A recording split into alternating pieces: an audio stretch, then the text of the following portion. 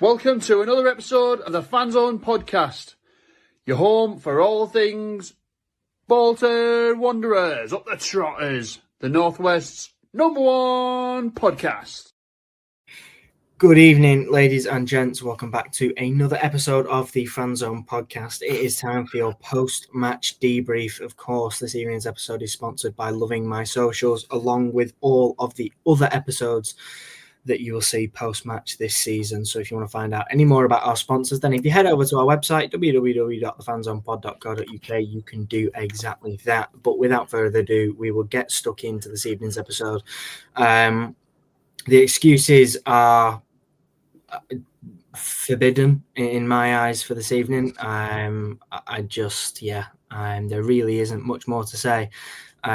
We can talk about the Pirelli Stadium being a tough romping ground in years gone by, but it seems that every away end is a tough place to go for Bolton Wanderers this season, and it is quite simply inexcusable. And of course, we will dive into that in this evening's episode.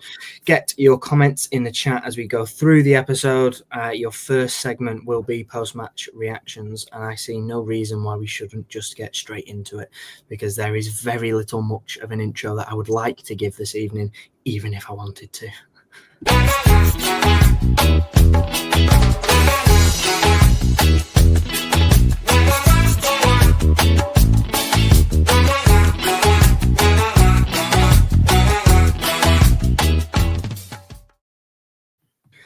Now then, Bolton Wanderers 0, Burton Albion 3, in front of a crowd of a little over 4,500. It was a difficult day at the office for Bolton. Certainly not a result anyone will be talking about for any. Well, we will be talking about it for any length of time, but for all the wrong reasons. It's kind of what we're here for, yeah. Yeah, unfortunately, we get the pleasure of spending our Sunday evening having a little chat with you guys. So I hope it's more fun for you listening than it is for us putting these episodes together after results like this one. We all love it when we're winning. But this season, there's been insufficient number of those episodes where we've come on and had a nice chat about us winning football matches. Yeah, Burton 3, Bolton 0. It says enough. We could probably end the episode there, but we will give you an evening's entertainment, of course, free of charge. If you would like your entertainment to not be free of charge, and if you scan the QR code in that top right corner that's on your screens now, you can head over to our Patreon, choose your membership, and sign up over there. And on that note, channel members, for those of you who are signed up on YouTube, an exceptionally warm welcome to you this evening. You are about the only thing that makes this evening any better. But post-match reactions then. We'll have a one-word review from the chat, please, if possible. I'm seeing quite a few already. Some of them I won't be able to put on screen, unfortunately, as much as I would like to. But we'll have a one-word review in the chat whilst we have a little debrief here on the fan zone.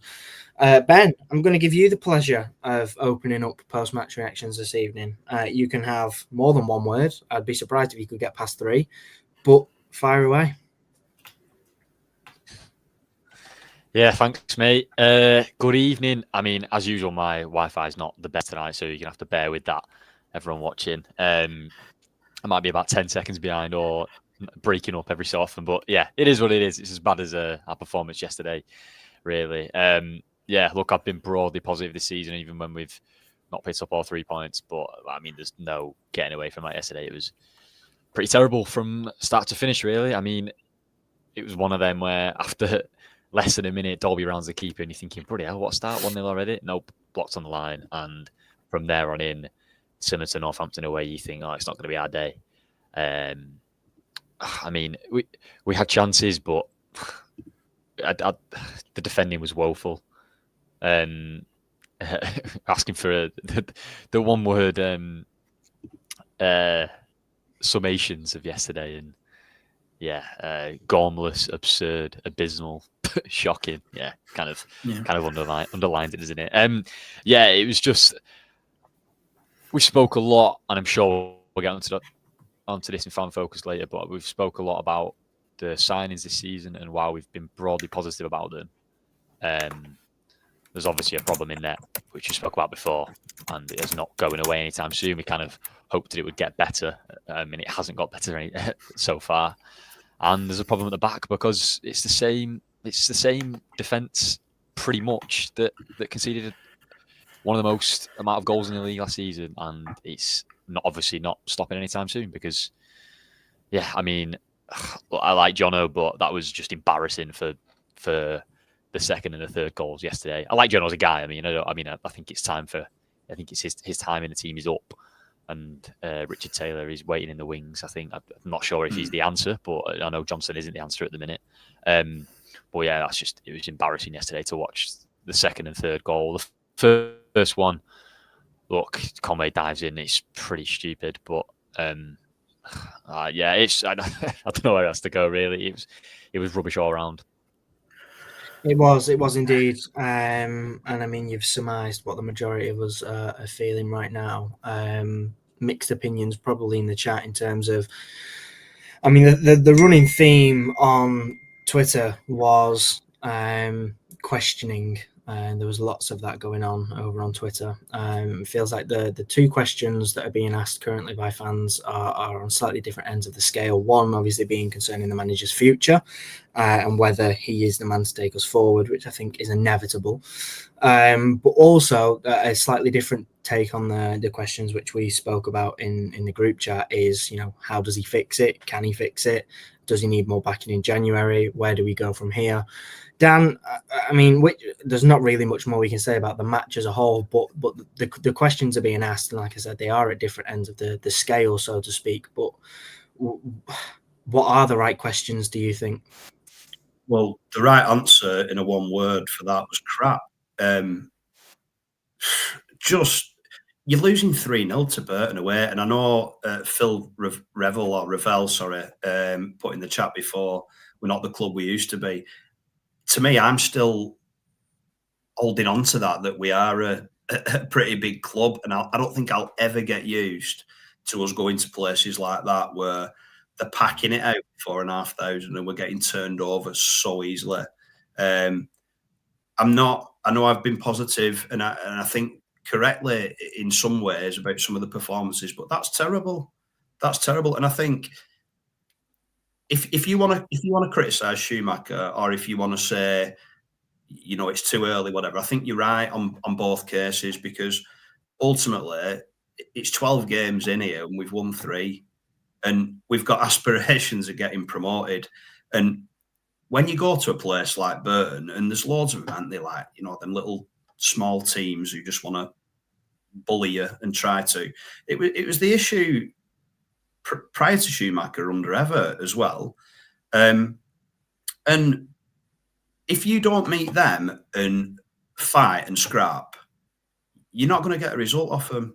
And I know Schumacher wanted to play more direct and stuff. I felt like that just played into their hands, and I know we had a couple of chances, but I'm not interested in that. I'm interested in the goals we conceded. Absolutely shocking. I know you mentioned Jono, Ben, and as a person, nothing against him. Obviously, it's not personal, but I think the sooner, and they're not the only ones to blame for this, but the sooner we get those kind of leftovers from the Ian Evatt reign out of our club, if we can, and address that defence, I'll be more confident.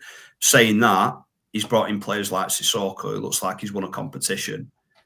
We were talking about Simon's being a Rolls Royce. Well, last few games, he's looked like my first car, like a 1995 Nissan Sunny. There's been no him that's been a Rolls Royce. It's but he's not the only one. It seems like we've got a few under the par performances throughout the team. Conway, last couple of games, he's not really been on it at all. I thought Farino was the only one who came out, for me anyway, and Christie to an extent, with any sort of credit. And that is me like really clutching at straws for that. That is unacceptable for Bolton Wanderers Football Club. You know, Shuey, he's not brand new to the job now. He's made some signings. Some of them have looked decent. Some of them need a bit more time. Whatever. Sorry, Carl, just saying that. Yeah, showing me age there. Sorry. But yeah, I'm fuming. I'm not at the point where I'm saying let's get rid of Shuey or anything like that. But questions will be asked, and rightly so. And I caught at the end of him talking to, I think it was Jack Dearden, and he was snappy. He was snapping at some of his questions, and you could tell to me that the pressure is getting to him, and it's not. We're not that kind of club where you can just go in and kind of like half-arse your way through a season with results and performances. There's an expectation for us. We're still a big team in my eyes and a lot of the fans' eyes. And you can't be going to Burton and losing 3-0, especially on the back of Northampton. You can lose an isolated game of football and it's how you lose it, innit? But you go to Northampton, you go to Burton, you're coming away with nothing against two nothing teams. And I'm sorry, that is arrogant, but that's the way I see him compared to like a club of our stature. Don't get me wrong, they deserved it, but I'm fuming, mate. I'm absolutely fuming. Yep, I would echo everything you've just said. I think you're right to say that the questions that are on both sides of that scale that I talked about are absolutely right. I think it's very, very early in the season, because we've all said on the podcast that we can forget about the end of last season. It wasn't his team. They weren't his players. It was a completely dull end to the season. There was nothing. I don't think any manager in the world could have turned around that absolute car crash of an end of a season. However, this season was almost a fresh start. You know, we've still got some of those players from that Ever era, but we had a massive rebuild, which I think, if truth be told, none of us were expecting. I don't think anyone was expecting the quantity of signings that we went out and made. This is his squad, in essence. There were a couple that perhaps could have been on their way out, you know, the likes of McAtee when it came to deadline day. But this is his squad. These are his players. He's had enough time to get to know the group. He's had enough time to implement his style on them, and we've seen what it could be like when it works. But, and I mean in true fashion of recent seasons, when it doesn't work, it feels really, really bad. You know, there's a couple of games where we've drawn and we've been on the other hand of some perhaps undeserving draws and bad luck, for lack of a better phrase. But that's all starting to wash a little bit. Northampton, you know, if we went and beat Burton, we could forget Northampton and move on from it.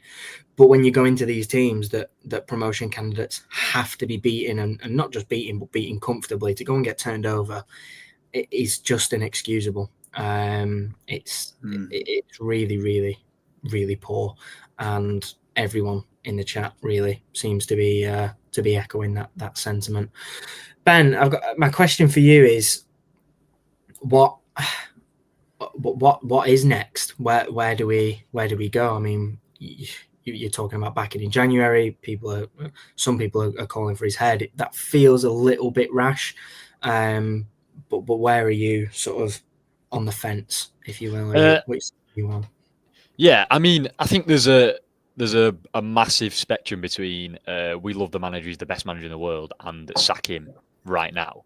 And I feel like a lot of people jump between them two points very, very quickly. And to me, we're kind of in the middle where there's questions asked. Obviously, I've liked a lot of what I've seen this season. I've also not liked a lot of what I've seen this season. I'm kind of in the middle. I know that sounds a bit fence sitting, but yeah, I mean, there's always questions asked of a manager when we don't perform. Look, even Arne Slot right now, they won the league last year, Liverpool, and won the first 5 games of the season. Obviously, weren't convincing. Lost 3 in a row now, and there's massive questions of him. You have to win every week to now have questions aimed at you, and they're valid. I mean, I don't understand some of the team selections. I mean, especially after we beat Wigan, the best performance of the season by a mile, the best performance against Wigan by a mile in years, and he dropped Arahon, who was one of the best players on the park that day, and for Sheehan, which for a game that completely didn't suit him at all, and obviously lost that game. And then yesterday, I didn't really see. Obviously, he was forced into a couple of changes with Gale and Arahan injuries. We assume. I don't think we've had. Correct me if I'm wrong. I don't think we've had like information about that yet, or confirmed information. There's loads of rumors flying about, but rumors are rumors. But yeah, I don't really get why Dolby came in. But I don't know. To me, there's some team selections where we've been good going forward this season, very good creating chances. Obviously, the finishing's not been the best, but we've still got the top scorer in the league. It's not like we were struggling up front and we're struggling at the back, and he's kept the same back line pretty much. Obviously, I think Toll started the first couple, but since then it's been the same centre-back pairing. Obviously, Max Conway stayed in the team, and he's only changed a right-back due to injury, and it's been the same keeper. So, I don't. To me, there's changes where we don't need to have changes, and no changes where there should be. We should be swapping about when we're not performing. So, obviously, every time we lose, there's going to be questions of a manager, and I agree with it. But I'm miles away from getting gone so far because it's boring and people don't like hearing it. But it is a whole new squad in the summer, and we've not had, and we offloaded a lot more than we spent in terms of money. So in terms of money in and out, we have a so-called weaker squad this season than we did last season. So look, to me, he's got a lot more time. But I mean, I don't know, lose 6 in a row, then he's gone. It's a fickle game, isn't it? So if we get the worrying thing for me, and I say worrying tentatively, but in the first 9 games of the season, I was really, really pleased with everything I saw, apart from basically the end product. Whereas Northampton, it was the first one where I thought we didn't actually deserve to win that game. Peterborough, we deserved to win it in the first 25 minutes, and then it was a nothing game after that. And then yesterday, we didn't deserve anything from it, nowhere near it. So it's kind of 3 games in a row where I've not thought we've been overly the better team, where I thought we were pretty much everyone before that. So it's one of them. Do we return to it on Thursday? My instinct right now is no, but I don't know. It's the performances for me that are worrying rather than results, although the results weren't great beforehand anyway. So I don't know where you go from here. To me, you trust him until at least January, unless we're in massive trouble, like bottom half. Yeah. I think the biggest beacon of hope I've got at the minute is how crap this league is and how crap other teams are. There's no Birmingham, there's no like Wrexham. Yeah. Stevenage, do you know what I mean? Stevenage top at league, it's crackers. So there is time for us to go on a run, but at the minute there's no momentum. You can win a game and then go and draw a couple or lose again. We need to just start putting some bloody wins in, and going on the bounce and going winning 6 out of 8 or whatever. And people have put in the chat before about we'll go and turn Huddersfield over it. You could see that happening, couldn't you? And then, that's the thing. It's the inconsistency. We've been miles off. We've been really, really good at home, pretty much every game. Yeah. Barring a couple of random moments like the Reading late equaliser and but away it's been completely different. Yeah, and I mean, there's lots of questions around team selection. Obviously, David Jones has just put in a comment saying Schumacher's becoming a Tinkerman, and I don't like it. It's difficult, isn't it, with team selection, because we're only privy to the team sheet that comes out on a Saturday afternoon. We don't see what happens in training. We don't know what the medical room is saying. We don't know what the player data is. So it's a difficult one, because we don't have any of that information to base our assumptions off of, whether it's the right call, the wrong call, or anything in between. But I don't think there can be any doubt that whatever team we put out should be capable of putting in a performance. Of course, it matters whether you come away with 3 points or not, but whichever team goes out there should be capable of at least putting a shift in. And yesterday, we didn't even look capable of that. We didn't even look like we could put in the hard yards against what really are a poor team. I don't think anyone can have any questions over that. They were sat in the relegation zone before they played us, and that's it's not by magic. So yeah, I think you're absolutely right as well. You could see us going in and turning Huddersfield over, and it would be true Bolton Wanderers fashion. But for most of the episodes that we've had so far this season, when we've won games, we've always followed it up with, but that means nothing if we don't go and beat X. And for the last few weeks, that's happened. And even when we were drawing, it was the same story. So yeah, I mean, I don't know where the turning point is, but it needs to come soon, and that consistency needs to become a pattern. And hopefully, this rough patch will sort of spark that. I think it needs to. Otherwise, the questions will only get bigger and delivered with more frustration from the fans. It needs to figure out quickly with these injuries. Obviously, Erehon and Gale are going to be like key players for us. Who is the right person to put in? Because for me, the gamble on Sissoko, I don't want to write him off completely, but it's not working, is it? So he's going to have to find someone to play on that left-hand side, whether that's Force. I don't think he'd push Conway up there, but I think Force is probably the only one at the minute, or even McAtee at a very, very stretch. And then in midfield, like Morley coming in yesterday, get Dempsey back fit if we can. If he can go and he can play a run of games, I think you've got to get him in alongside Simons, because with Morley next to him, he looked completely hopeless on Saturday, and that's not not just him. A lot of them were miles off it, weren't they? I think, but yeah, he's got to really address that quick and like you say, stop tinkering and get someone in who's going to deliver for us. Really, when you think Sissoko's on that left wing, all right, you can do a step over, but I can do a step over and not beat first man every time. May as well stick me in. But then you had a player like Sean, who they've got shut of, who probably wasn't quick enough. I'd take him all day over a Sissoko at the minute. I'm sorry, but it's be an absolute no-brainer. But yeah, sorry to chip in there. It's really done me head in that game. I was a little bit worried going into the season about how obviously a complete change of formation, and you can't sign back up in every single position over one summer when you completely overhaul the squad. But I was a little bit worried going into the season when our number one left winger was Gale, who no one had ever seen play before. No. And our number one right winger was a loanee who struggled last year in the Championship. Look, we've got lucky. They both look great. Yeah. But after that, it's because Dewberry at the minute he's playing 90 minutes every single game. He can't do that all season. He can't do that.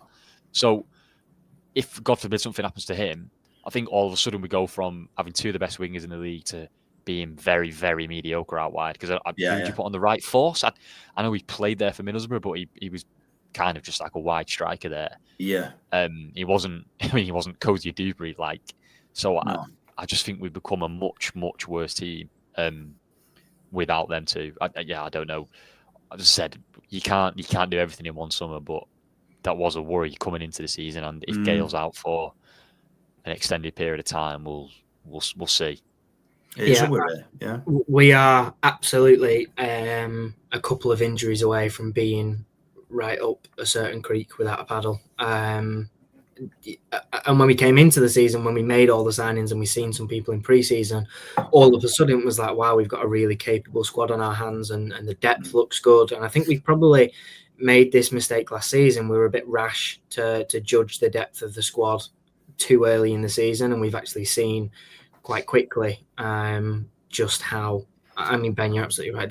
There's no way you can build a full squad in a summer and completely overhaul it with quality depth in every position. There's probably not many teams in League One or the Championship that can do that, even without a rebuild in the summer. So it's just highlighted really how insufficient and now not up to the mark some of the players are that have come in over the summer, whether that be game time or whatever else, or just a lack of quality is probably yet to be seen. But yeah, that is also a worry. That, I mean, you look at Burstow and Dewberry, if either of those were to pick up a knock, we are really, really struggling. I'm not sure what else there is left to say, to be honest, in terms of the match. There's no excuses that we can sit here and even try and rationalise in my mind that will make Saturday any less embarrassing by any stretch of the imagination. Can I just say, Ben, sorry, I've just seen a message from Connor, and I want to touch on that because I completely agree with what you said there. We got two massive lads up front, two absolute handfuls in penalty area. Dolby's goals in Scotland pretty much like, I don't know, 70% headers. How many times do we get the ball in with any sort of quality? Not enough. And the one time we did yesterday, it ended up in a decent chance for Burstow, didn't it? Exactly, yeah. So, it's playing to your strengths, isn't it? You know, playing to your strengths. If you're going to go with two up top, which I'm not sure that was the right choice, but whatever. Why aren't you getting the ball into them like more often with quality? I'm not a fan of like inverted wingers crossing. I like if you're going to play like to target men, I like a left footer on the left, right footer on the right. Personally, I just didn't see enough of that for me, and I think. You've got to play like Dolby, and all right, he's still finding his feet. There's no doubt about that. But I think it's hard to judge him and write him off when you're not necessarily playing to his strengths. Yeah, a lot. No, I think you're absolutely right. And ironically, we spoke about this even when things were going well. We spoke about individual decisions to pass instead of shooting and to shoot instead of passing. And we talked very specifically, actually, about wingers and their delivery of balls into the box, which I think has actually been a very long-standing issue that we've talked about on this podcast. And it feels like that naivety about our game. You know, you look at Conway's challenge, it just felt silly. Some of the defending was almost comical. It does still feel that naivety is still lingering. And the decision-making and the just, it's still there. And as long as that's there, we're going to be churning out results like this, unfortunately. I'm not even going to give man of the match the time of day. I think we'd be doing the viewers a disservice by even trying to sugarcoat anyone's performance. So we'll just go 3 up, 3 down, and try and keep it to 3 downs, which I'm sure will be a challenge.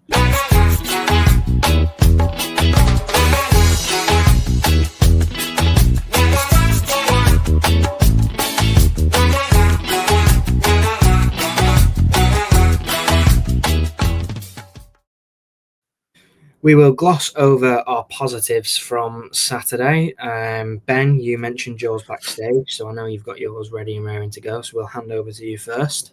Yeah, I mean, mine got stole last week, so I wanted to get it in there before we went live.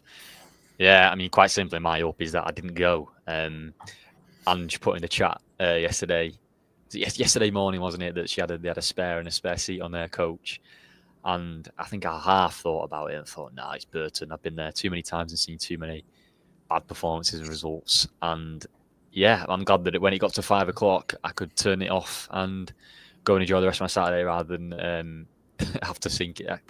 Have to enjoy getting out of the stadium and getting home after watching that in person.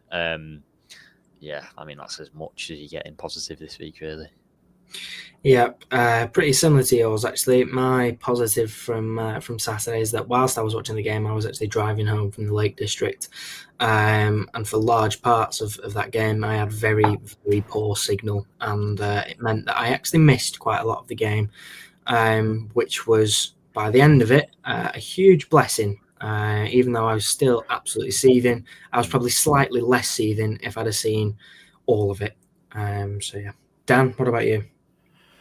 Oh God! Right, my legitimate way of watching the match stopped 10 minutes before full time, so I missed 10 minutes of it, and that's the only positive I can take from that I didn't have to actually sit right to the very end. So it's not much of one, but that's the one I've got.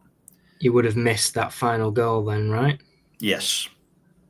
Lucky you. Yeah. Right, Downs then. Where do we start with that? Ben, have you got one?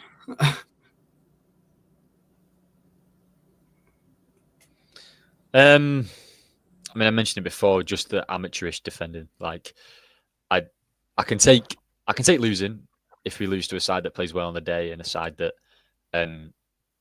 creates good chances and scores a decent goal against you. But no disrespect to Burton, but we absolutely gifted them 3 goals. The first one, penalty.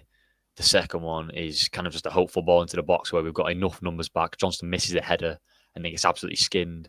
And then the shot saved, and then it's a bobbling rebound that he scuffs into the ground, loops over the keeper. You're thinking, mate, they've tried their best not to score there, and it's still gone in. And then the third one is he looks like he's playing dads and lads, and he's the one guy of the dads who can still play football up against 10-year-olds defending. And he's kind of just waltzed through and thought, yeah, I'll dink it over the keeper and take about 5 seconds to then bring it down, watch the defender slide past me and then just poke it in. It was like, it was just embarrassing.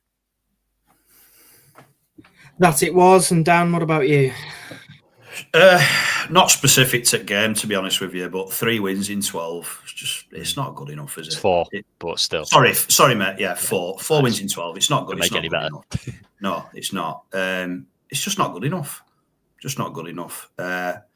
Yeah, you could have a million downs on that one, couldn't you? To be fair, but just where we are and the fact that we're not getting any momentum at the minute is really, really frustrating, and you just wonder where it's going to come from. Not to say it won't happen, but it's very, very frustrating at the minute. Yeah. My down from this week is that up until yesterday, I've been a huge fan of every single post-match interview, pre-match interview done by Schumacher. I've watched every single one of them, and I've really enjoyed the way that he spoke. I think I mentioned it on a couple of episodes that it's been really refreshing to come in and have someone say it how it is, and to not, pull any punches with his delivery of assessments of the game, and he's not been afraid to call out things that haven't been good enough. And yesterday the performance was that bad I didn't even have any interest in watching his post-match interview, and judging by the comments on this evening's episodes and some of the things that I've seen on Twitter, it's probably a good job. So yeah, that was my down, that the performance was just that bad. Just on that, I have big sympathy for managers when they lose and they get 5 minutes after the game, they get shoved in front of a camera and basically ask what went wrong, because they put everything into all week trying to figure out a way how to win a game. And when it doesn't go to plan, you're obviously very, very emotional and very upset. But the best get past that and can manage it. And Schumacher has done that pretty well so far. Where yesterday was kind of a slip into watching a kind of Ever in his final 12 months, wasn't it? Yeah. But himself, but I not got it wrong and stuff. But I imagine if you put a camera and a mic in front of everyone, straight after a game, they'd say some stuff. But I don't know. I have sympathy for managers, but yeah, I don't really care too much myself, because most managers do it. But I know that the vast majority do care, and just own up to your mistakes. And people, I think with Shuey as well, Ben. I think part of the reason why, like, I really rated him when he came in, because he was just so straight to it and honest. Yeah. And then, not to say it's dishonest, but it's his view of it, obviously. But for him to moan about the pitch and then say it were a soft pen, I mean, I thought it were a pen. I don't know about everybody else who watched it, but we can't be going to grounds playing again. Both teams have to play on them at the end of the day. He were the one who decided to go more direct, which, like, that just feeds into Burton, surely, the way that they're set up. And with regard to the pitch, we've been in League One long enough, and Schumacher's been in League One before, to know that this is a reality. You go to places with, even if the pitch was awful. I don't know. I wasn't there. I've seen a lot of people saying it was fine. Even if it is rubbish, that's just the reality of League One football. You have to adapt to that. Yeah, you can't make everything perfect for you and our team just because we have a great pitch at home. It's not how it works. Yeah, I mean, ultimately, the pitch excuse, whilst I can tolerate it to some extent, it wears very, very thin when you get turned over 3-0 by someone. Yeah. Because if the pitch was really that bad, both teams would struggle to play on it. It's not like we lost 1-0 to a bobbled strike that went in. We got beaten, well beaten. Because we don't do basics. Yeah. Exactly. Yeah. And you can talk about a bad pitch, but when you're getting turned over by teams, the only thing that's bad is the opposition, basically. And that's their first win at home this season. So they're obviously not very good on it usually. 4-0 at home, didn't they, off Plymouth? Yeah. Like, come on. Yeah. Can't be losing 3-0. No. Nope. And in our next segment, we're going to hand over to our Statman. Now, if you're expecting the Statman to make you feel any better about yesterday's events, then brace yourself. Because, I've not seen Statman this frustrated in quite a while. But yeah, we'll hand over to Cal, and you can try to enjoy his assessment of the game.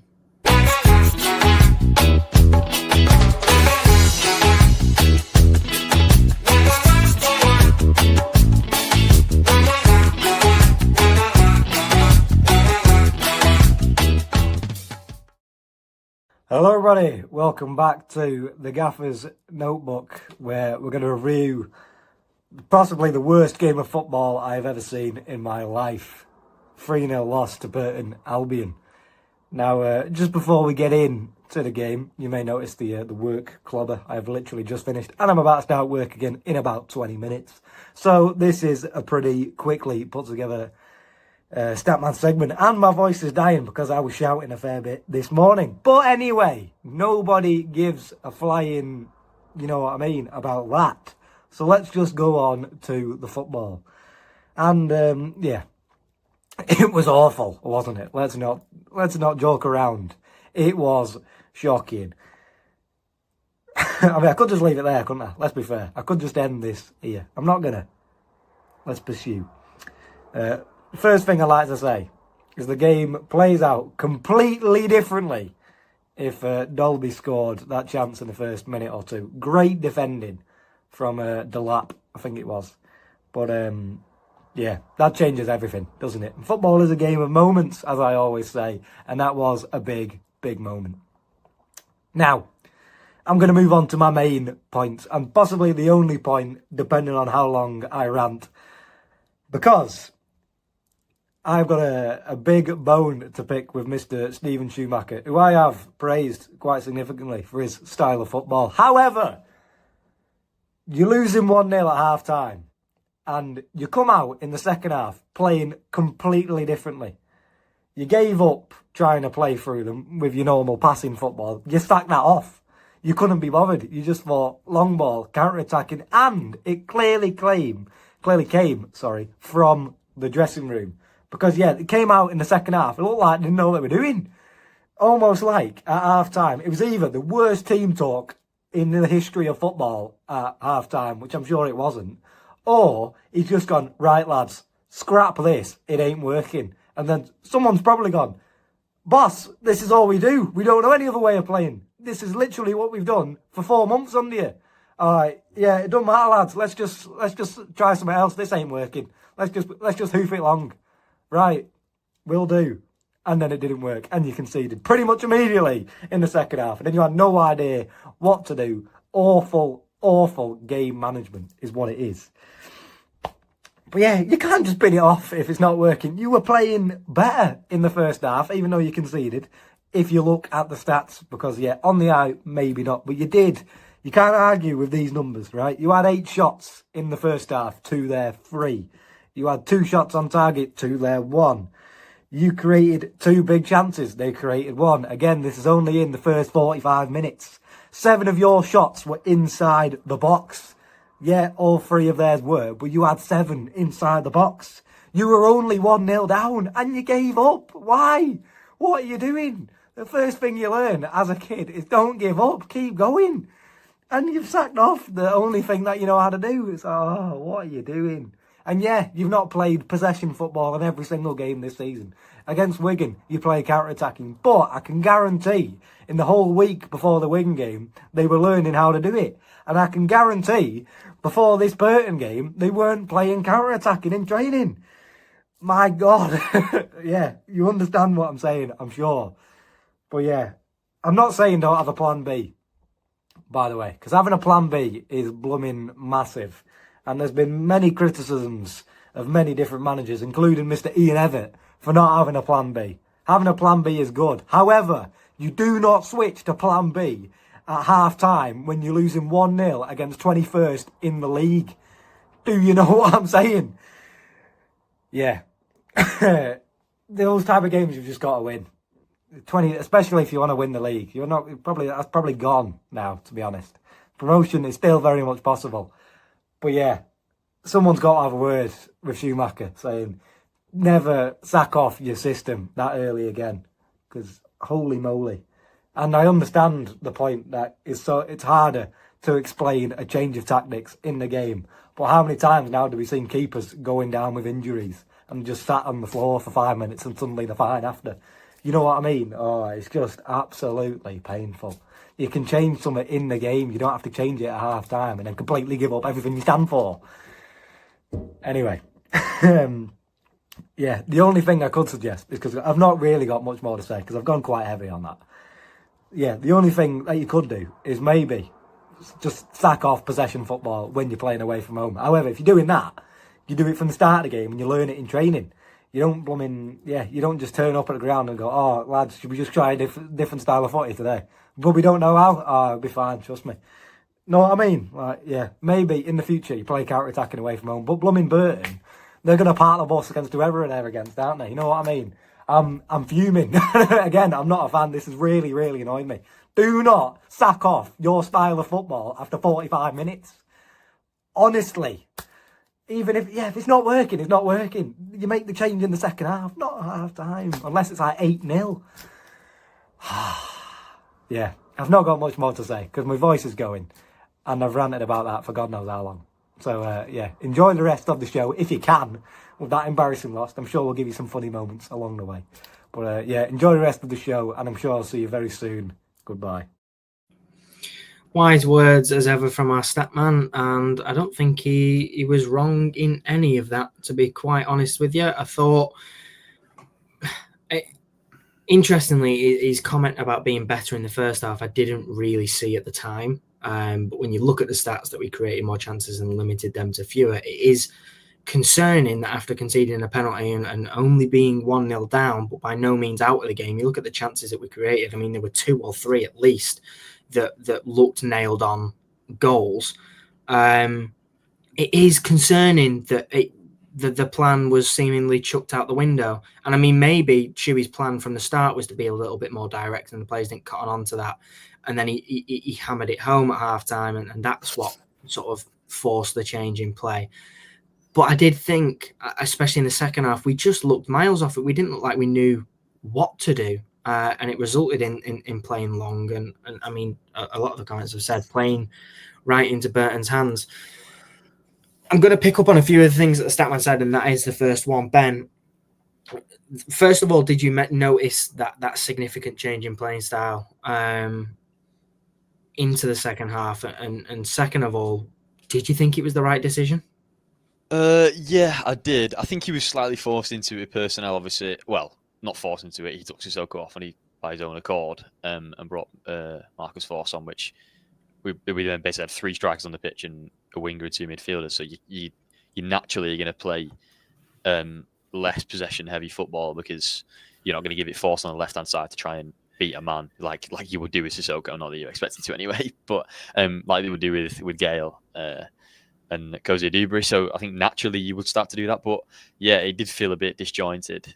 And the chances that we did get were kind of through individual play, not through, there was a big switch out to Cozy Dubry. You whipped a great ball into Burstow. There was, Farino from the corner wasn't the force picking him up on the edge of the box and flashing one just wide. Same with McAtee. It was kind of, it didn't look like a clear style of play like we have seen this season. And what, it's been a weird one. Obviously, I wasn't on the pod for a few months last season. Beep. Yeah, Jake's probably watching. But yeah, when I was pretty critical of Schumacher when he first came in, obviously with the massive caveat that it's not his team and he's only just here, but because there's a lot of swapping and changing.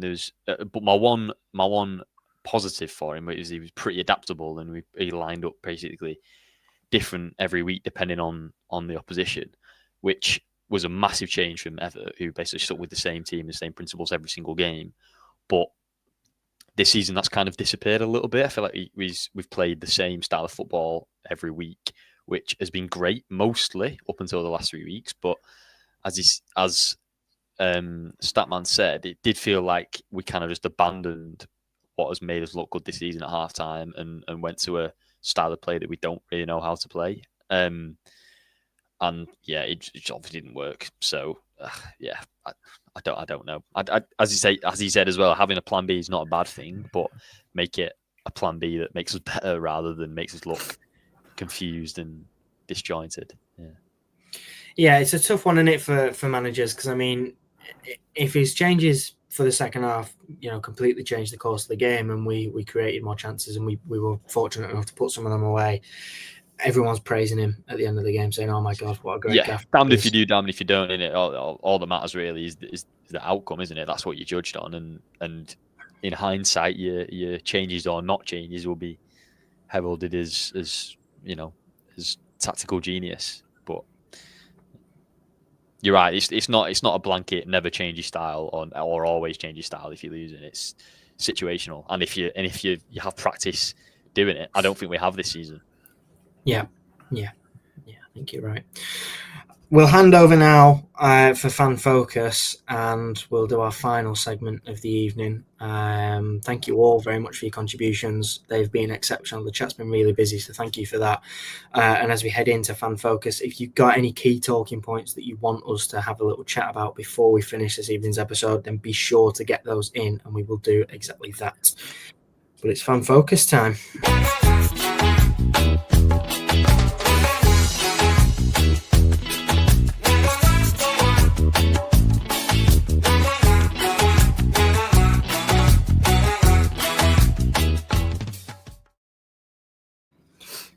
Dan, we'll hand over to you. The first one that we've had is from Brad.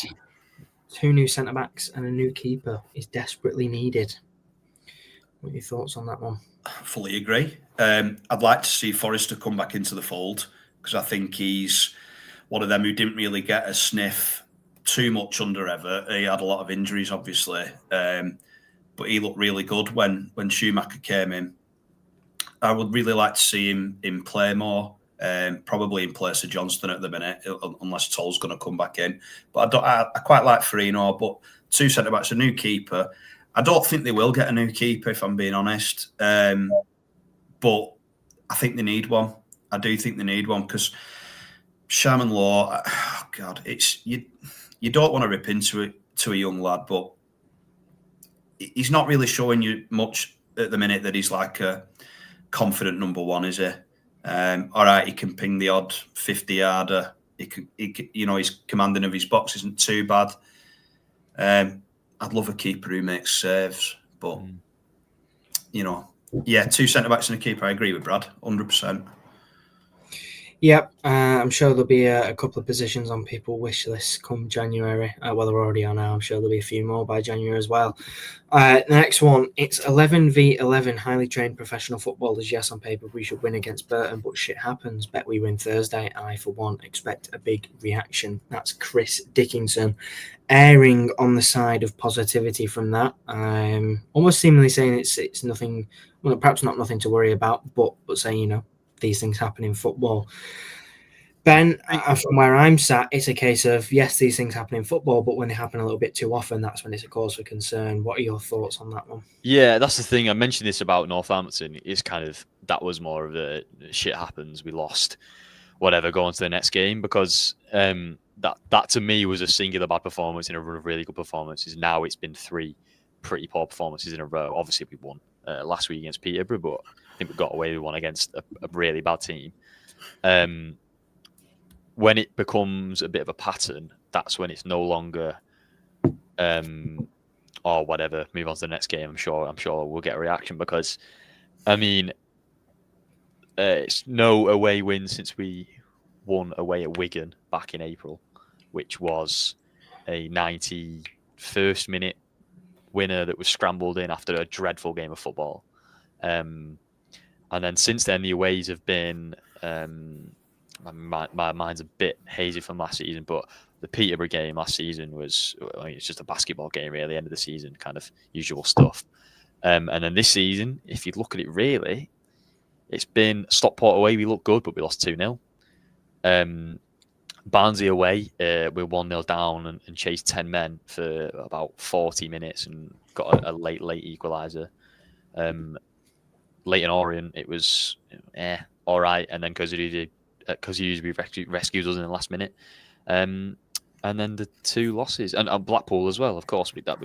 They were another team I thought were pretty terrible, and it took us into like the last half an hour for us to win one back. And it wasn't a well-crafted goal. It was a strike that was deflected into Burstow's path that he hammered home. And I think we looked all right on the day, but we didn't look like we created way more chances than they did. They were terrible, but we still didn't look. I mean that kind of washes when it is a once in a while situation, but it's been way too often away from home that's been the case. Yeah. Indeed. This one's from Dan, and I actually really like this. I have to apologise for those of you who are watching for the profanity. But Dan said, do you think our home facilities and pitch are almost at the detriment of our away form? Huge and perfect pitch compared to holes like Burton or Northampton, and don't know how to adapt. I think that's a really interesting one, and probably one that probably has some weight to it. I think it gives an easy excuse, which I don't like, but I think it could definitely be attributed to some of the performances that we've seen. Dan, what do you make of that one? I don't know, because it's not like we've not gone to these horrible grounds and won before. Do you know what I mean? It's not. I know one of the big things under Everett was our one style of football against these kind of horrible teams, and the pitch. I mean, Schumacher in the first couple of games, I think was it Crawley, where we won 4-3. Changed systems loads of times in that ground. So there's flexibility in the way where you play into it. You're not going to get perfect pitches away from home in League One. You'd be lucky to probably get 5 or 6. Do you know what I mean? So they're all decent to some extent. It's not like going playing Sunday League on your local park where balls bouncing off at 45-degree angles because the pitch is that bad. I think as a professional footballer, that should not be an excuse. Unless it's like ridiculous when we played Plymouth the other season and it was just completely waterlogged. The ball won't travel like 5 yards without stopping. But yeah, we've got a nice pitch, but so what? Like, professional football, you should be able to go to any ground. We'll go to nicer pitches and lose this season. So we're not going to be able to use that excuse all the time, are we? They're fighting for their life and they're going to make whatever advantage they can on us. Not watering it, I heard. So what? Professionals, get on with it. And to me, it's like, as you said before, we've been to these grounds loads of times, and they're all League One footballers. When I think that does play a part is when it's the FA Cup and a Premier League team goes down to a League Two pitch or a National League pitch, and they are, top level players that have just genuinely never played on a pitch that bad before. Whereas we've got a team full of League One footballers who are used to doing that, and they're young, and some of them are Premier League loanees and stuff like that, but most of them have been there and done that loads of times. And Schumacher has himself, as a player and as a manager, been to little grounds with rubbish pitches all the time. So as I said, it doesn't. When it's a one-off, then fair enough. But when it's most of your away games this season will be on a pitch that's worse than ours, then you've got to adapt. Yeah, I think Dan sort of clarified what he said. He said it's not necessarily the perfect pitch; it's the lack of width to play our expansive football, which I think is probably. I do understand where he's coming from, and I agree. We're definitely going to be better at home because it suits us. But when the reality is that not every pitch is going to be like our pitch, you have to adapt. You can't just go, well, we can't play it on that pitch, because you have to. So you've got to figure it out. Yeah, that's the thing, isn't it? It's having that adaptability to change things to suit the surface that you're playing on, or the type of pitch, be it width or length or whatever it might be. You have to find a way to win and to beat teams that are, really, at this stage of the season, looking like relegation candidates. So yeah, I would tend to agree with all of that. We've had one more from Radix Lectai. How do you rate SS performance at BWSC? 13 wins, 8 draws and 13 losses with a points per game of 1.38. Obviously nowhere near the 2 that would usually be expected of a promotion team. I think, again, we've got to take this with a bit of pinch of salt, because last season I don't think anyone can attribute those performances to what Steven Schumacher is capable of. But yeah, I mean, if we were to touch more on this season, if we were to score it, again, this is probably not the best metric, but if we were to score it on a scale of 1 to 10, Ben, where are you currently at with what you've seen so far this season? It's hard because, I mean, as you said, I'd much rather just focus on this season, because last season was a write-off, basically. I mean, obviously there was small hopes of playoffs when he came in, but after the good run that we had under him in his first 5 or 6 games, but I think when he came in, I don't think whenever we kind of realised the state of the squad was as bad as it was. But if we're talking about just this season, it's hard, because if you'd asked me this 3 weeks ago, I'd have been at like a 7 over 8, even a 9, even though the results haven't been amazing, because as I said before, I think we've been the better team in basically every game this season up until Northampton away, and then the last 3 games have been pretty poor. And yeah, it's whether we can bounce back from this and get back to and figure a way of playing away from home, because it's not been good enough. I have no doubt that I don't know what's going to happen on Thursday. I have no doubt Cardiff will come to our place on Saturday and we'll play really well, and we might beat them. And because we've been great at home, but it's if the away form and the away performances don't change, then I don't know. I'm struggling. But I as an out of 10, I would say it's gone from an 8 to probably a 6.5 at the minute. Yeah. Pretty generous given some of the things that we've had in the chat. But Dan, whereabouts are you? I'm probably around a 6, to be honest. I like the recruitment. I've liked, even though these past 3 games have been not amazing. I know we've won one of them, but generally speaking, I have liked what I've seen, regardless of results. However, that will only take you so far, won't it? And the thing that needs addressing is the lack of wins, basically. I do think it's going to be maybe January. I really do think it might get to sort of December, January before we might see any sort of form. Which, will that be too long? Possibly. I don't know. I don't think he'll be any danger of being sacked, but in terms of like pressure from fan base, it's an expectant fan base, as it should be in League One, I think, with what we've built and what we've spent, etc. But yeah, 6, it could be a lot better, but there have been some encouraging signs. And I think it is important to, even though I have been fuming about the result, you have to think that a lot of them games we have looked decent. The last 3, Northampton and Burton in particular, is just not acceptable. But there have been times where you can't have watched it and thought, actually, yeah, you can see what he's trying to do here. It's faster football. It's still pretty nice to watch at times, without all the peeing about at the back with the foot on the ball, and do you know what I mean? Sideways and backwards. 6. I don't think I could give it any more than that, but I don't want to be too harsh on him either, because I do like the guy, and you can see what he's trying to build, but it's going to take him more than one transfer window to do that. Yeah, and just on kind of, you said we'll get to December, January until we see a good run put together, and I think I agree, to be honest, and whether that would be good enough. I think as a collective, as a fan base, I think playoffs was the aim this season. That was in my head anyway. I think we kind of overestimate how good you have to be to finish in the playoffs. Really, I think there's some, you have to be pretty unremarkable to finish 5th or 6th, something like that. I mean, if you look at, Charlton last year, who went up, they were pretty disappointed up until up until they beat us in January, pretty much, which gave Everton the sack. They were pretty rubbish. I think they were about 12th, 13th at that point. And then that kind of kickstarted their season, and they put a run together and obviously won the playoffs. I think Leyton Orient last season, they were quite down. nowhere. They were down. They were in 17th, I'm pretty sure, in December, and still Oxford.